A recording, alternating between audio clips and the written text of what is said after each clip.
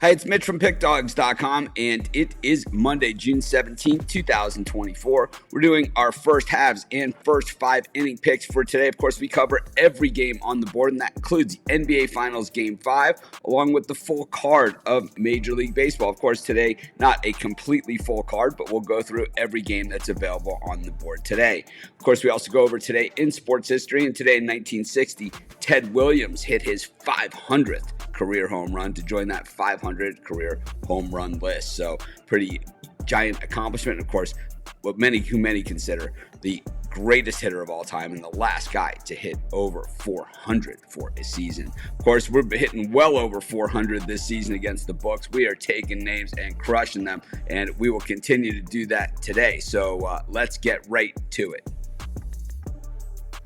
For game one of today's action, we head to Boston, where the Celtics are taking on the Dallas Mavericks. It's game 5 of the NBA Finals, and of course, it is still an elimination game for the Celtics, which makes it an elimination game for the Mavericks as well. The Mavs came out in game 4 and made a statement and said, you know what?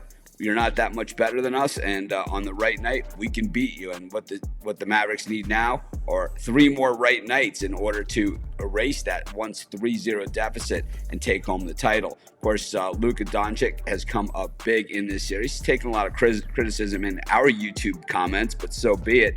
I think he's shaken those off and really shown the type of player that he is. At the same time, of course, Jason Tatum really has not once again put it together for this NBA Finals.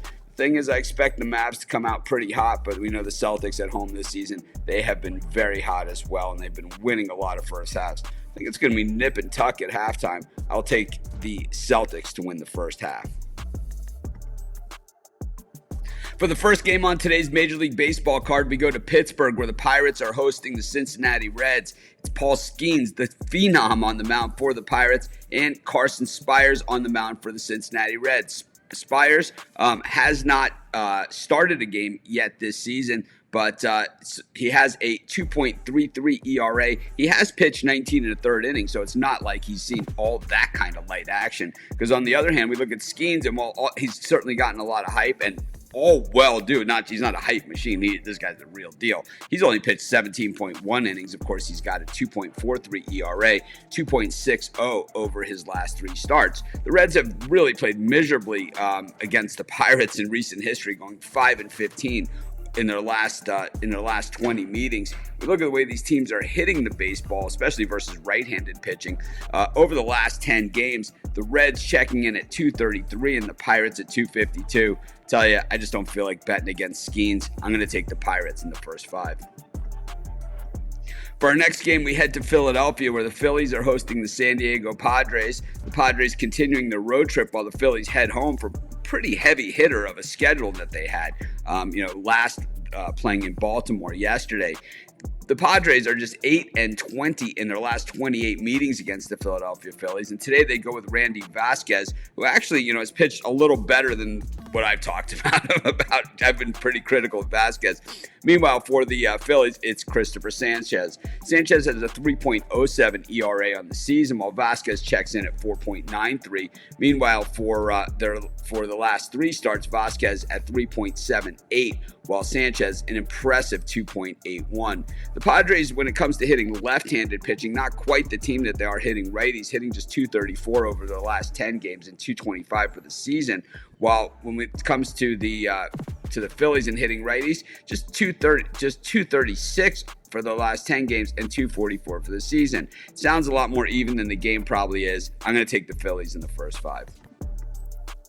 For our next game, we head to Miami, where the Marlins are hosting the Cardinals. The Cardinals getting to 500 now at 35-35 on the season. Got a chance to get above 500, while the Marlins, 25 games below 500, not having a very good season. For the Marlins, they go with Braxton Garrett. He has been hit and miss this season. We've seen some phenomenal performances out of Garrett, and we've also seen him look absolutely horrible at times.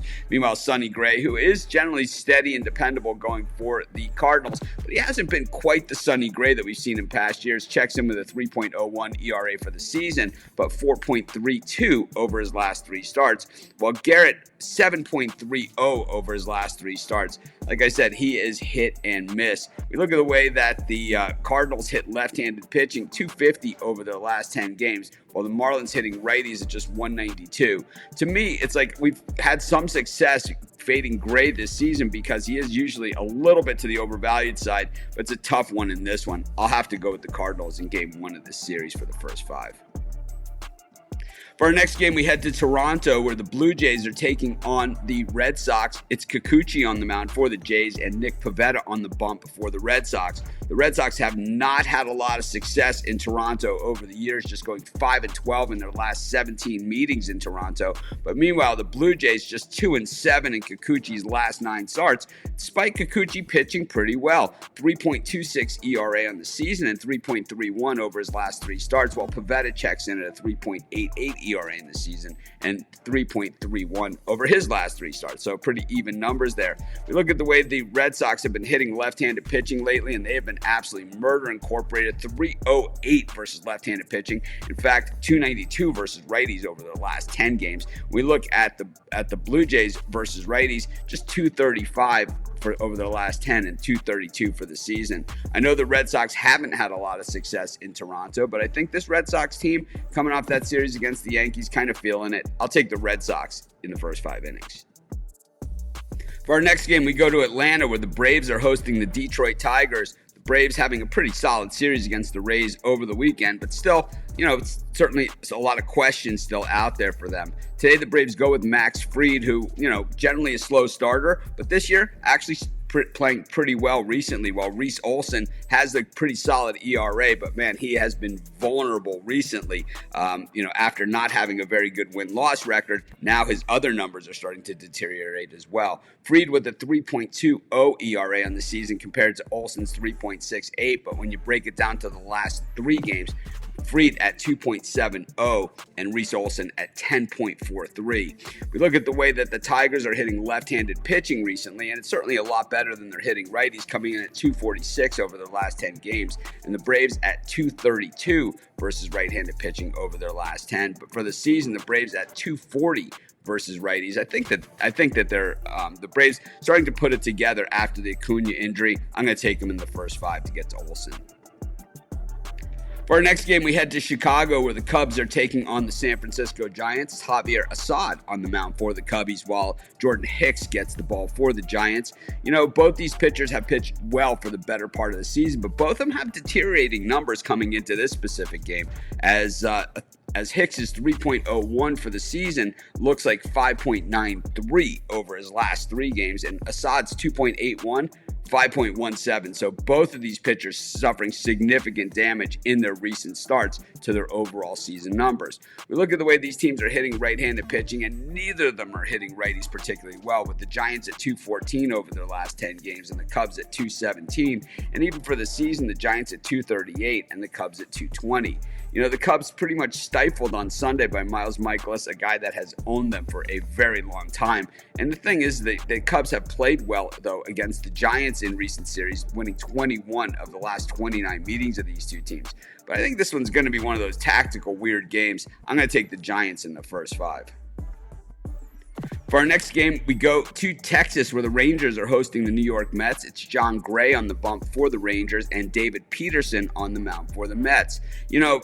John Gray just not getting a lot of love this season, but he is having a career year, a real Cy Young contender type year, kind of flying under the radar while doing so. Meanwhile, the Mets, well, they're the Mets. It's like they're going to start play well, they're going to play poorly, and it's going to happen in bunches when it does happen. And it seems that the Mets, when they start playing well, they kind of set you up to pull the rug out from under you, and that's why, I can't stand betting on the New York Mets. But Peterson has pitched pretty well, 4.32 ERA since returning from the injured list, while John Gray, like I said, career year, 2.17 ERA, 1.88 over his last 3 starts, so he has shown no signs of letting up. We look at the way that the Rangers are hitting lefties, though, just 219 over their last 10 games, while the Mets are hitting righties at 247. But the thing is that nobody's hitting John Gray, and I expect him to dominate here. I'm going to take the Rangers in the first 5.